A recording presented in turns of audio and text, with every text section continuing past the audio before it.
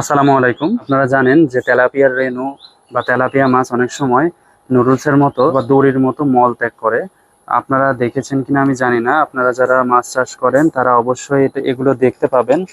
এই যে এখানে আছে এরকম নুডলসের মতো এরকম লম্বা লম্বা দড়ির মতো সুতার মতো মল ত্যাগ করে। তো এই মল ত্যাগগুলো আপনারা কিভাবে ঠেকাবেন? আপনারা গাট প্রোবায়োটিক হিসেবে এনজাইম ব্যবহার করবেন। এনজাইম ব্যবহার করলে এই সমস্যাগুলো সমাধান ইনশাল্লাহ হয়ে যায়। আপনারা গাট প্রোবায়োটিক হিসেবে সুপার জাইম অথবা অ্যাডভান্স জাইম ব্যবহার করতে পারেন। আর সাথে একটি করে লিভার টনিক সপ্তাহে 1 দিন অথবা 2 দিন দিতে পারেন। আপনারা দেখতে পাচ্ছেন আমরা মাছকে খাবার দিচ্ছি, মাছ কত সুন্দরভাবে খাচ্ছে। এনজাইমগুলো আমরা কৌটার মধ্যে রাখি।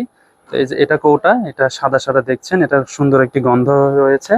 এর মধ্যে আমরা মিশিয়েছি যে সাদা সাদা মিশিয়ে আমরা এটাকে খাবারটা দিচ্ছি এভাবে সুন্দর করে, যেন তাদের এই মল ত্যাগটা ঠিক হয়ে যায় সুন্দরভাবে। তাদের যেন খাবারগুলো হজম হয়। খাবার হজম হওয়ার সাথে সাথে মাছ দ্রুত বাড়বে, প্রোডাকশন ভালো পাবেন এবং মাছের ড্রপসি রোগ সহ মাছের বিভিন্ন ধরনের পেট ফুলা রোগ হবে না। এটিতে অনেক সুন্দর গন্ধ থাকায় মাছগুলো সুন্দর খাবে এবং সুস্থ থাকবে। তাই আপনারা আমাদের থেকে এনজাইম অর্থাৎ গাট প্রোবায়োটিকটা নিতে পারেন আমাদের ডেসক্রিপশন দেওয়া নাম্বার অথবা স্ক্রিনে দেওয়া নাম্বারে যোগাযোগ করে। আজকের ভিডিও এই পর্যন্ত শেষ করছি। আসসালামু আলাইকুম।